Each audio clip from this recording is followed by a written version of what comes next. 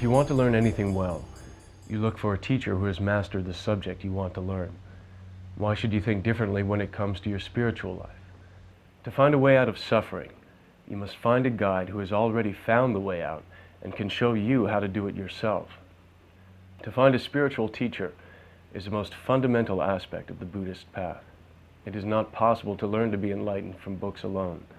You need a living teacher to personally guide you. Je Tsongkhapa attained enlightenment, and because of his great compassion, gave teachings on the graduated path to enlightenment, so others could be free. He taught the first step on the path is to devote yourself to a teacher who can properly guide you. In this program, we will learn how to recognize a perfectly qualified teacher and how rare it is to be able to take them as your guide.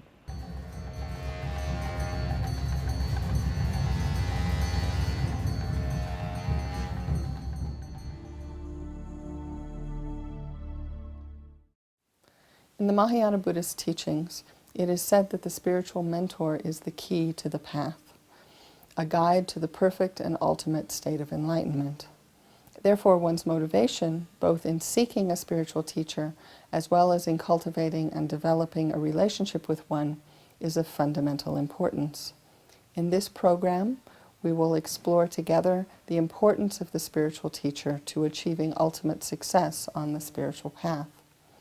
Therefore, as you listen to these teachings, generate in your mind a particularly strong altruistic motivation, seeking to attain enlightenment as quickly as possible in order to bring to enlightenment all other living beings.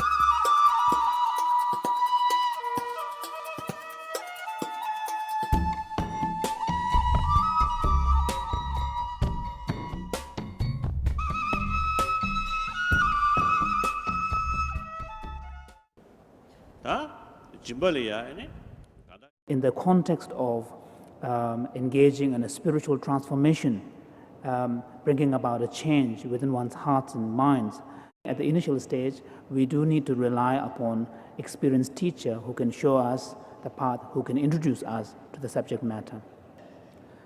Since the role of spiritual teacher in one's practice becomes so important, we find that in Lama Tsongkhapa's great expositions of the stages of the path, he discusses the issue of reliance on spiritual teacher. The qualifications that are necessary on the part of the teachers are presented in Maitriya's Mahayana Sutra Alamkara, the ornament of Mahayana Sutras, where he lists 10 principal qualities or qualifications of a spiritual teacher. The first is someone with a disciplined mind. This refers to the quality of having an ethical discipline.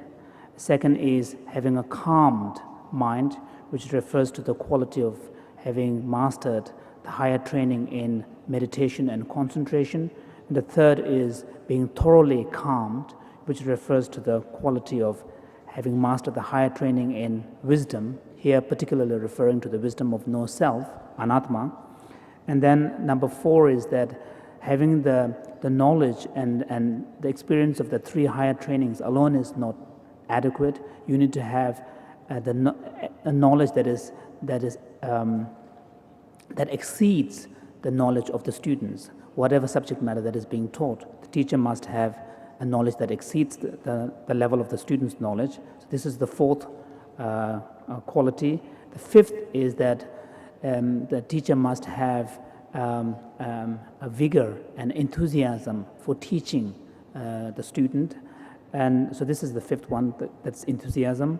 Number 6 is that the teacher must have a vast learning so that he or she will have the resources from where the teacher will be able to draw the metaphors, the examples, the citations, and all of this.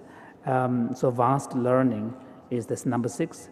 Number 7 is who has a realization of emptiness.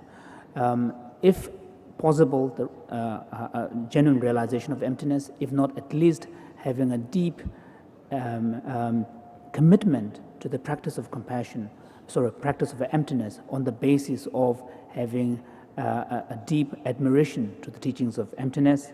And then number 8 is that the teacher must be eloquent and skillful in his or her means of presenting the Dharma.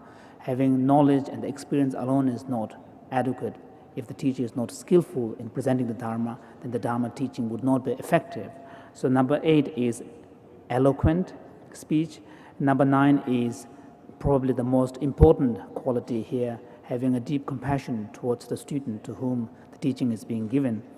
Someone who has a genuine sort of a concern for the well-being of the student. So this compassionate mind is number 9. And number 10 is that the teacher should have the ability of resilience, so that no matter how many times the teacher has to repeat in his or her teaching, he or she should have the resilience to continue to maintain his or her enthusiasm, commitment to the student, so that he or she is not discouraged or sort of, becomes kind of loses enthusiasm. So these are the 10 qualities recommended in Maitriya's text. And then Tsongkhapa concludes that section by making an emphasis that those practitioners who wish to seek a spiritual teacher should familiarize themselves with these qualifications of the spiritual master, and then search for these qualities in the person in whom you wish to entrust.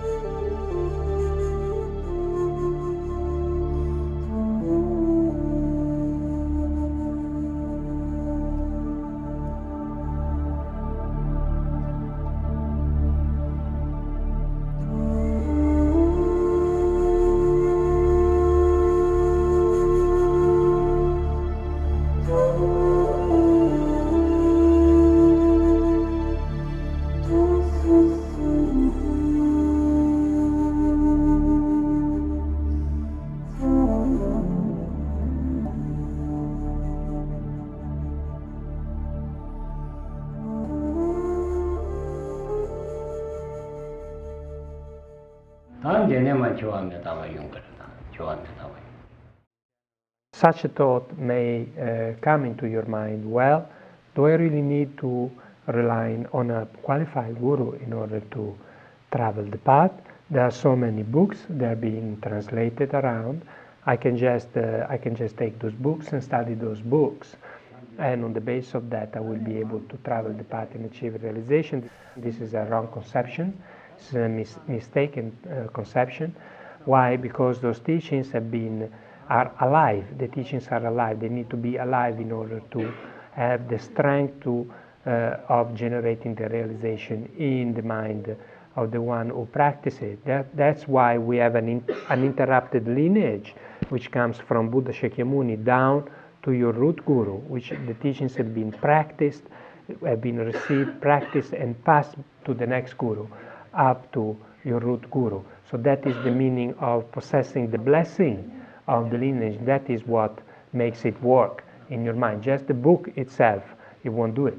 First you have to receive it from an alive guru.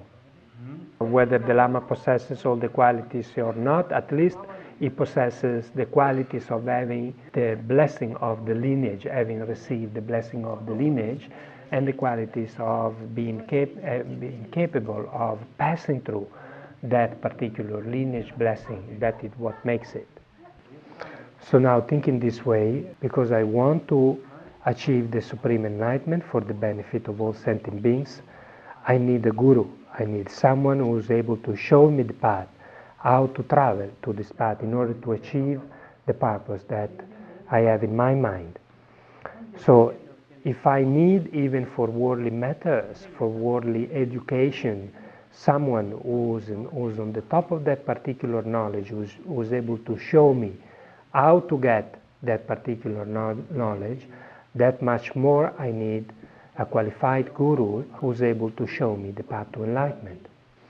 And not only I need a guru who is qualified, perfectly qualified, and I need to rely on this perfectly qualified guru in the correct way, without reversing my devotion or without abandoning that reliance, because that very reliance is the root of all the goodness that I'm seeking for.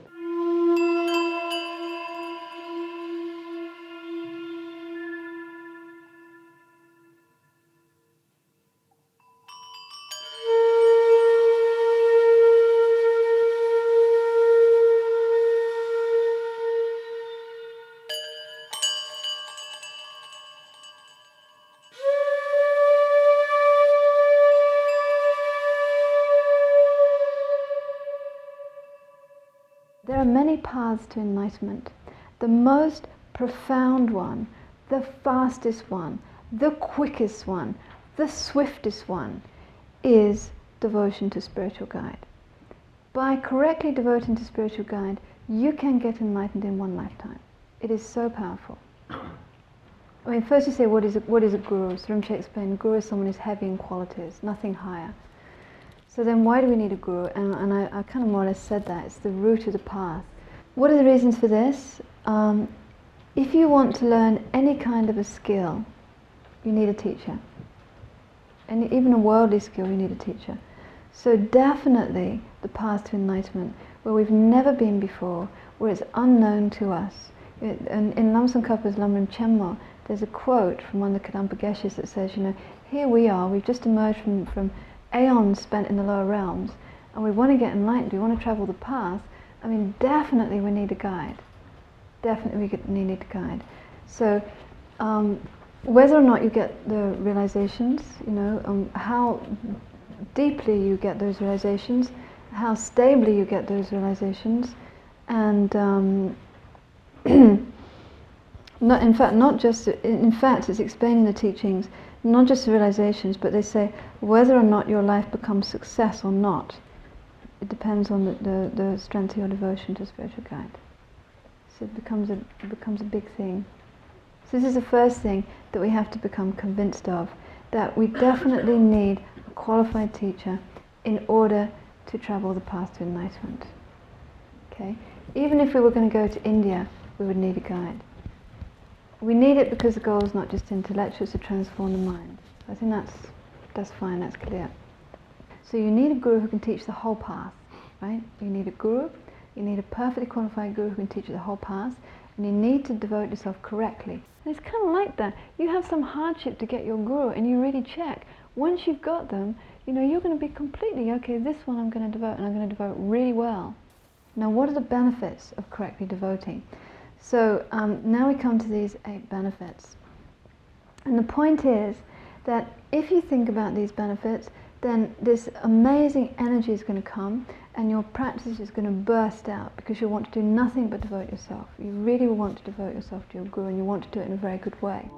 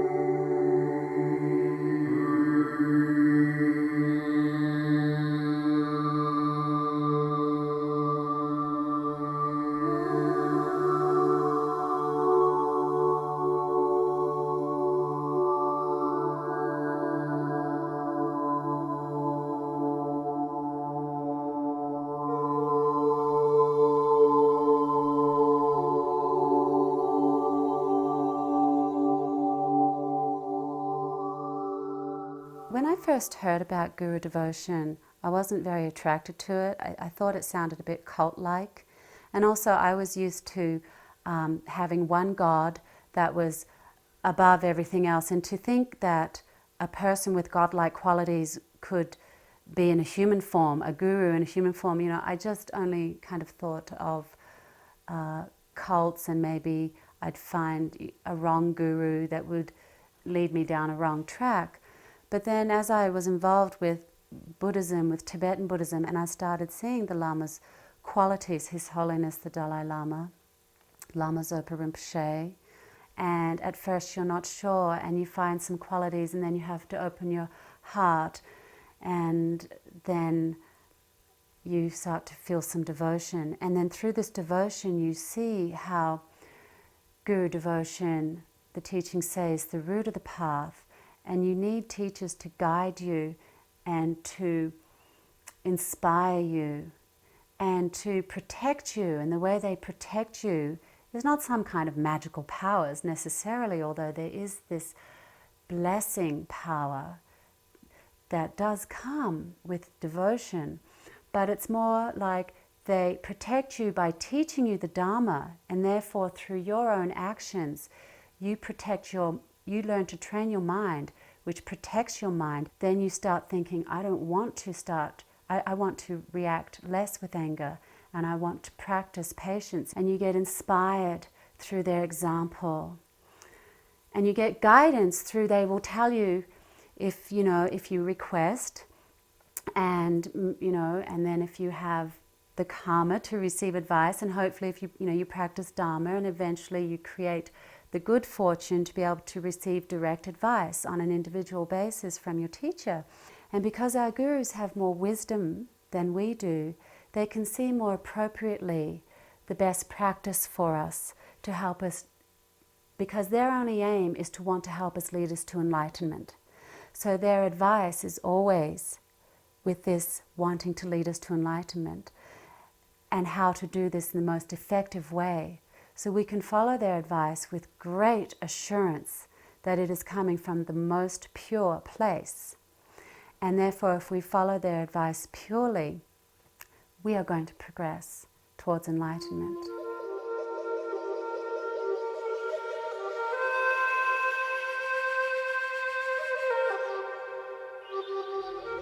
I left school and home when I was 15.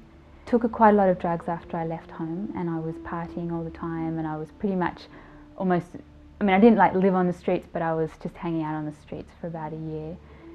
And I met Rinpoche for the first time. So this is probably the sweet part of my life. It was just like, there is no question in my life, and that the only thing that I want to do is offer my life to Rinpoche. And it was very, very, very strong. You just watch Rinpoche, and you just watch Rinpoche for every single act he does is an act is so perfect, and you just want to be like that. You just know that this is what you want to do. And I just knew 100% if I offered myself to this being, that he would direct me in a way that would be useful, because I can't figure it out myself.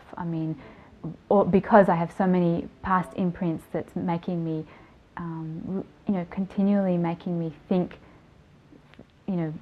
continually making me believe that samsara is going to bring me happiness, and that it's going to work if I, fall in love again. This time it's going to work, it's going to give me happiness, or whatever. I just 100% trusted that Rinpoche could definitely direct my life and guide me and show me how to do it. Especially looking at Rinpoche as the Guru, as the Yidam, as the Buddha, then definitely, there's nothing higher than that. We don't have anything higher than that, and there's nothing more precious to do. And it's not like, okay, once you have a relationship with the Guru, then it's really easy after that. In fact, it's even more difficult, because Rinpoche ultimately he confronts your ego. So that is a really painful experience, very, very painful, because it's the one thing that we protect very well. So I'm still trying to deal with that, and I'm amazed at how Rinpoche cuts my ego down. Every time I'm in front of him, every time, he very subtly, very individually, he's basically taming my mind, and it's very precious. Just to see Rinpoche, especially now I've been able to serve Rinpoche quite closely for like nearly 3 years, and there's, it just is reconfirmed in my life that, it's unbelievable, perfect. Rinpoche's actions are amazing. Everything he does comes from bodhicitta. He's always trying to help people. I just pray that I can keep being able to serve Rinpoche and doing this, because it feels really good.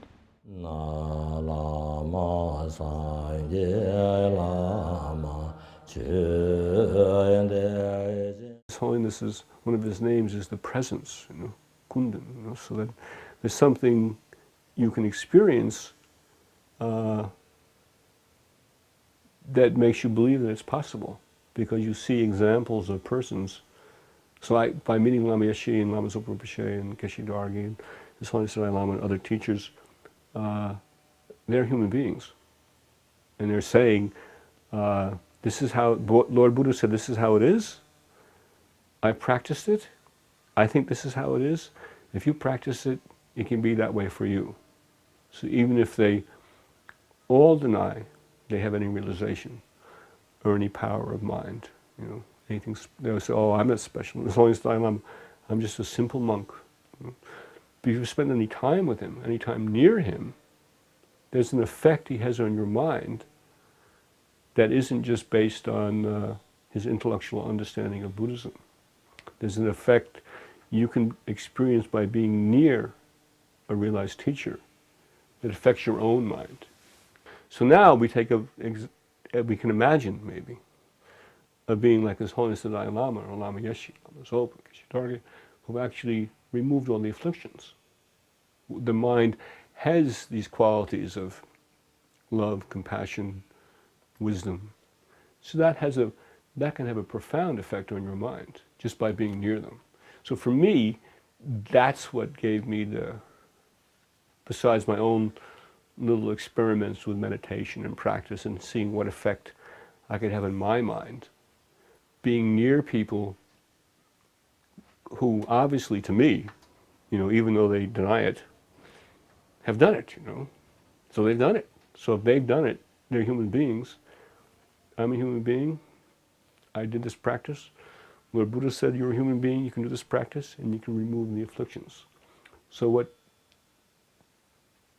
that's what I think, having had the good fortune to be near those beings, at the same time try to put it into some small way to practice. So the combination of those two experiences, so for me there's no doubt, spending some time with Lama Yeshe and Lama Zopa Rinpoche, being near His Holiness. I mean, His Holiness is just amazing. I saw this film, I think in Los Angeles. He was going to meet the press corps, the hardened reporters who think everything is, basically bad, I think, anyway. So just as he went down the line touching them, they sort of lit up like light bulbs. Just as he passed, everyone became momentarily happy that their cares went away. They were smiling, and maybe 30 seconds later, it was gone, or 10 minutes later, it was gone. But it has an effect. So then so I think the idea of the blessings of the Lama, the blessings of the Guru, the blessings of the Buddha, it doesn't have to be so mystical. You put the big magnet next to the small magnet, so the polarities come the same for a little bit till the big magnet moves away, So you see some possibility, the blessings of the Guru, the blessings of the teacher. And within Buddhism, I think, so that's the key, You can have a qualified teacher and then follow a authentic, qualified teaching. And then you make the experiment yourself, and if it works, you do it more. And if it doesn't work, do something else.